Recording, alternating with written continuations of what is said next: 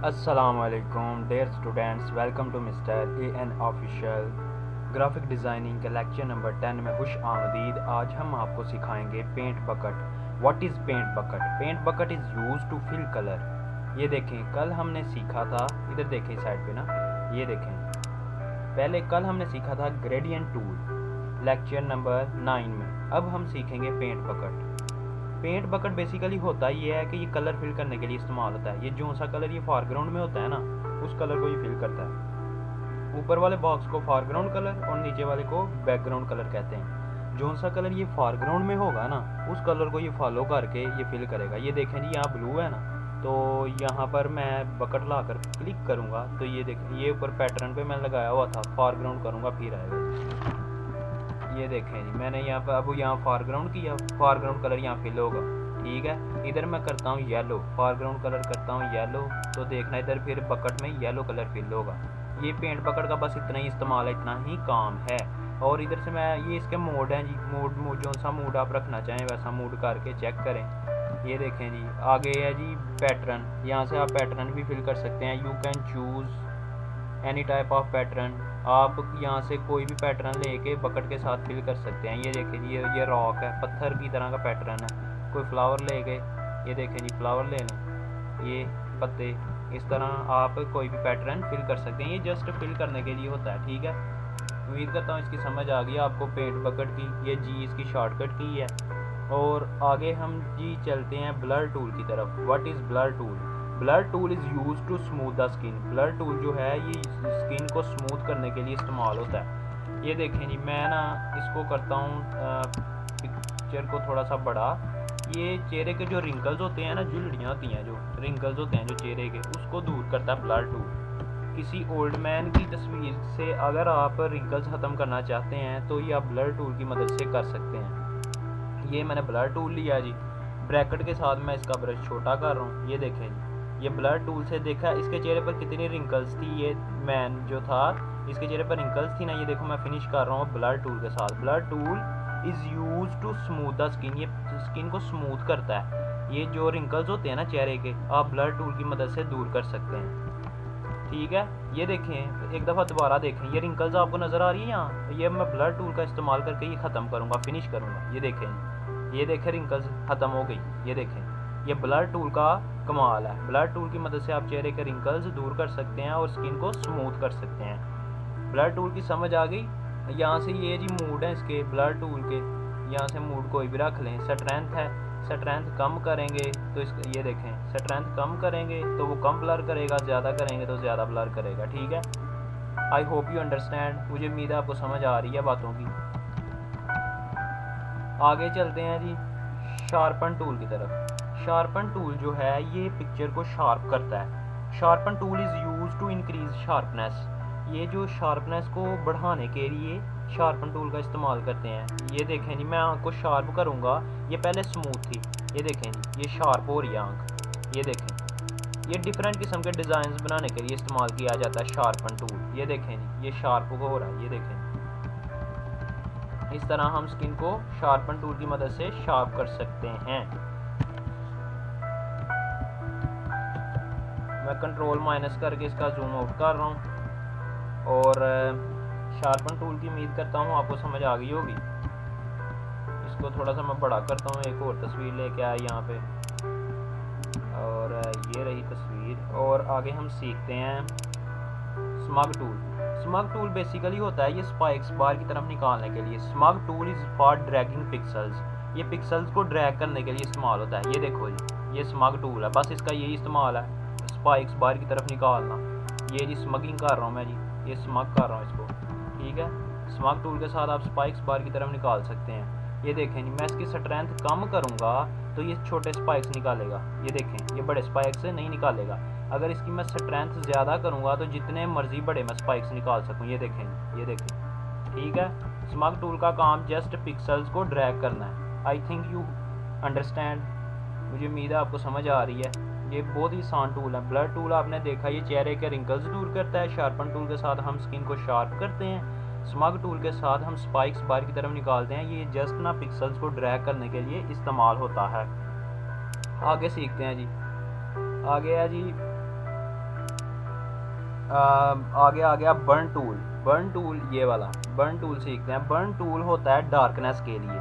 किसी white image को अगर आप ब्लैक करना चाह रहे हैं, उसका कलर चेंज करना चाह रहे हैं, तो आप बर्न टूल से कर सकते हैं। ये वाइट इमेज है ना, ये देखना मैं इसको ब्लैक करने जा रहा हूँ जी। ये देखें, ब्लैक बर्न टूल के साथ पिक्चर को हम ब्लैक कर सकते हैं। ये देखें, ओरिजिनल कलर को चेंज करके हम दूसरे कलर में लेके जा सकते हैं। ये देखें जी, वाइट थी, इसका फेस वाइट था, मैं इसको कर रहा हूँ ब्लैक। ये बर्न टूल का कमाल है। बर्न टूल की मदद से आप पिक्चर को वाइट ब्लैक कर सकते हैं। ये डार्कनेस के लिए इस्तेमाल होता है बर्न टूल। और आगे है जी dodge tool. Dodge tool is used for lighting. ये लाइटिंग के लिए इस्तेमाल होता है डॉज टूल। ये देखें जी, मैं यहाँ पर आया, ये डॉज टूल है। डॉज टूल के साथ हम पिक्चर को वाइट कर सकते हैं। ये देखें, मैं ना अब इसके चेहरे को वाइट करूँगा मज़ीद। ये देखें जी, ये देखें, ये कलर चेंज कर रहा हूँ मैं, इसका वाइट कर रहा हूँ इसके चेहरे को। डॉज टूल के साथ आप पिक्चर को वाइट कर सकते हैं। बर्न टूल के साथ पिक्चर को डार्क कर सकते हैं और डॉज टूल के साथ पिक्चर को वाइट कर सकते हैं। ये देखें जी, मैंने लेफ़्ट क्लिक किया और क्लिक करके मैं पिक्चर को वाइट कर रहा हूँ। इस तरह आप भी वाइट कर सकते हैं। किस टूल के साथ है? डॉज टूल के साथ। मैं आपको एक एक टूल इसलिए समझा रहा हूँ ताकि आप इन टूल्स का इकट्ठे इस्तेमाल करके बाद में अच्छे से डिज़ाइन बना सकें। आगे डॉज टूल की आपको समझ लग गई कि ये वाइट करने के लिए इस्तेमाल होता है, स्किन को लाइटनिंग के लिए इस्तेमाल होता है। बर्न टूल की समझ लग गई कि स्किन को ब्लैक करने के लिए इस्तेमाल होता है, डार्क करने के लिए। और आगे चलते हैं जी sponge tool. Sponge tool is used to make some changes in image like desaturate. ये डिसैचुरेट करने के लिए इस्तेमाल होता है। लेट्स सी, देखते हैं कैसे ये वर्क करता है जी। ये देखें, ये जो ओरिजिनल कलर है ना वाइट, इसको ये स्पेसिफिक कलर में चेंज करेगा। ये देखें जी कैसा ये डिसैचुरेट कर रहा है। ये स्पेसिफिक किस्म की तब्दीली लेके आता है डिज़ाइन में। ये देखें जी, ये डिसैचुरेट कर रहा है। इस तरह आप भी स्पॉन्ग टूल के साथ किसी इमेज को डिसैचुरेट कर सकते हैं। और आगे चलते हैं जी, मैं इमेज एक और लेके आया ताकि इसके ऊपर आपको नए और मज़ीद टूल सिखा सकूँ।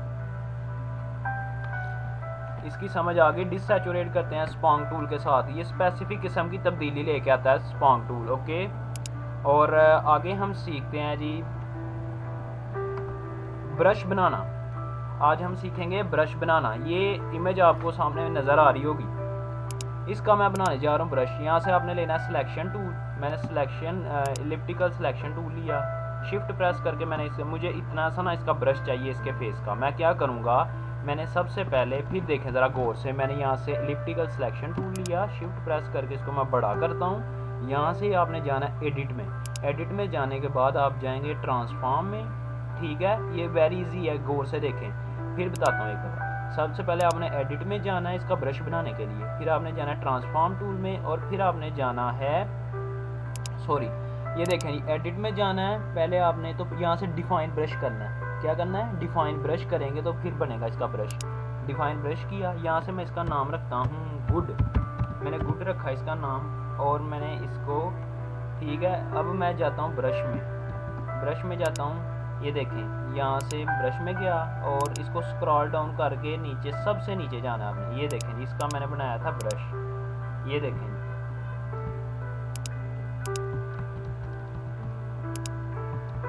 इसका ब्रश बन चुका है। इसकी ओपेसिटी थोड़ी सी कम करते हैं, ज़्यादा कम हो गई है, ज़्यादा कर लेते हैं। ये देखें, इसका ब्रश बन गया। मैं ज़रा आपको इसके ऊपर जूम करके दिखाता हूँ किसी और कलर के ऊपर, ताकि आपको नज़र भी आए। यहाँ ये देखें जी, ये जो मैंने ब्रश बनाया था वो उसकी मदद से मैं, जो उस आदमी के, यहाँ इसका मैंने ब्रश बनाया था ना इस फेस का, और मैं आपको यहाँ यूज़ करके दिखा रहा हूँ। अब मुझे उम्मीद है आपको समझ आ रही है मेरी बातों की। ब्रश बनाना आप सीख गए होंगे। ज़रा फिर एक दफ़ा बताता हूँ। ये देखें, आपने यहाँ से इलिप्टिकल मर्की टूल लेना है और शिफ्ट प्रेस करके आपने इसके सिलेक्शन करनी है जिस चीज़ का आपने ब्रश बनाना है। उसके बाद आपने एडिट में जाना है। एडिट में जाने के बाद डिफाइन ब्रश पे जाना है और यहाँ आपने नाम रख लेना है, इसका फेस रख लेना नाम जी। मैंने फेस रख के क्लिक किया, कंट्रोल डी डिसलेक्ट किया डिसलेक्शन को, और इसके बाद आपने जाना है एडिट में। एडिट में जाने के बाद आप करेंगे इसको डिफाइन ब्रश। यहाँ से आप करेंगे डिफाइन ब्रश करेंगे तो यहाँ आप इसका नाम रखेंगे, कुछ भी रख लें। मैंने इसका नाम रखा और अब मैं जाता हूँ ब्रश में, और यहाँ से ये देखा आपने ये ब्रश, और यहाँ से आपने ये एरो को ओपन करना है और स्क्रॉल करके सबसे नीचे चले जाना है। ये मैंने जो ब्रश बनाए हैं पहले वो हैं, ये अब बनाया जो वो वाला ये है। जी मैं अब इसको करता हूँ ज़रा इनविजिबल और यहाँ पर कलर करता हूँ रेड। यहाँ पर मैं ना ब्रैकेट के साथ छोटा कर रहा हूँ ब्रश को। ये देखें जी मैंने जो ब्रश बनाया देखा, यू कैन सी हेयर। आप यहाँ देखें जी मैंने ब्रश बनाया। इस तरह आप भी ब्रश बनाकर मुख्तलिफ किस्म के डिज़ाइन में आप काम कर सकते हैं। Brushes can be used across different files. ठीक है जी, अब हम काम करने जा रहे हैं इस पिक्चर के ऊपर।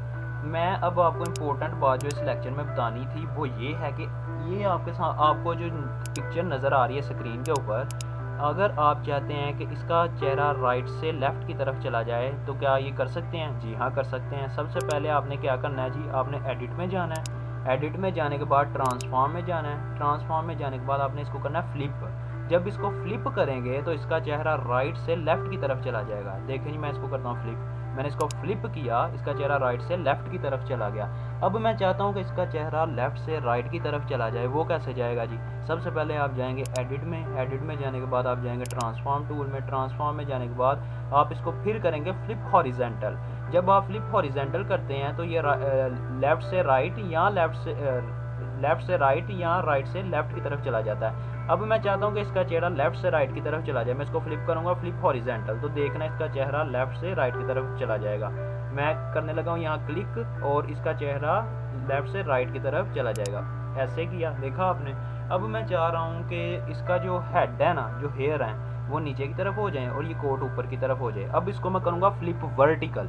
हॉरिजेंटल होता है कि लेफ़्ट टू राइट इसको चेंज करता है फेस को, और वर्टिकल होता है कि ऊपर से नीचे की तरफ और नीचे से ऊपर की तरफ इसको उल्टा देता है। ये देखें जी, आपने एडिट में जाना है, उसके बाद ट्रांसफॉर्म में, और मैं इसको करता हूँ फ्लिप वर्टिकल। देखा आपने, उसके हेयर नीचे की तरफ हो गए और कोट ऊपर की तरफ। अब मैं चाहता हूँ कि कोट नीचे आ जाए और इसके जो हेयर है ना ऊपर की तरफ चले जाएँ, तो मैं एडिट में जाऊँगा, उसके बाद ट्रांसफॉर्म में और फ्लिप वर्टिकल कर दूँगा।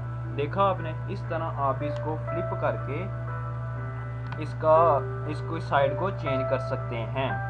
ठीक है, ट्रांसफॉर्म टूल का तो पता चल गया आपको। कंट्रोल टी करेंगे और इसको तस्वीर को आप बड़ा कर सकते हैं, शिफ्ट प्रेस करके छोटा कर सकते हैं। ठीक है, आगे हम जा रहे हैं जनाब एक और इम्पोर्टेंट बात सीखने। मैंने आल्ट प्रेस करके इसकी कॉपी की, कंट्रोल टी करता हूँ, थोड़ा सा छोटा करता हूँ। ये देखें जी, ये हर इमेज की एक लेयर बनती है। इसकी लेयर जो है वो ये है, इसकी लेयर जो है वो ये है। गौर से देखें, इसकी जो लेयर है ना वो ये है और इसकी जो लेयर है वो ये है। मैं चाहता हूँ कि इन दोनों को जब मैं एक को सिलेक्ट करूँ तो दूसरी भी साथ सिलेक्ट हो जाए, यानी ये दोनों तस्वीरें एक इमेज बन जाए। ठीक है, मैं क्या करूँगा, मैं इन दोनों लेयर को आपस में कर दूंगा लिंक। यहाँ से आईबॉल सिंबल के साथ आपको एक एम्प्टी बॉक्स नज़र आ रहा है, ये जहाँ पर हैंड है, मैं इसके ऊपर क्लिक करता हूँ तो ये एक चेन नज़र आ रही है आपको। ठीक है, जंजीर टाइप, चेन टाइप, और इसको मैंने यहाँ पर क्लिक किया तो यहाँ पर चेन आ गई। अब मैं इसको करूँगा कंट्रोल ई, ये दोनों मर्ज होकर एक लेयर बन जाएंगी। मैं कीबोर्ड से प्रेस करता हूँ कंट्रोल ई।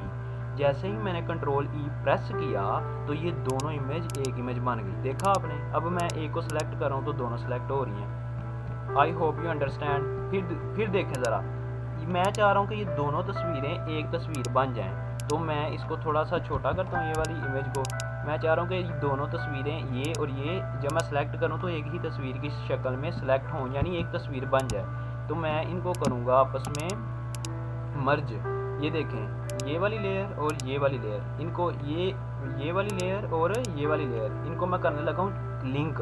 मैंने यहाँ पर लाकर इसको लिंक किया इन दोनों लेयर को, और कंट्रोल ई किया मैंने प्रेस, और ये मर्ज होकर दोनों एक लेयर बन गई। ये देखें, आप इसको उठाकर कहीं भी लेके जा सकते हैं। ये देखें, ये अब एक लेयर बन गई। इस तरह आप मर्ज करके जितनी मर्जी लेयर्स को सिलेक्ट करके एक इमेज बना सकते हैं। डियर स्टूडेंट्स, ये था आपका आज का लेक्चर नंबर 10, और उम्मीद करता हूँ आपको इन चीज़ों की समझ आ गई होगी, और हम मिलते हैं अब नेक्स्ट लेक्चर में। ओके, अल्लाह हाफिज़।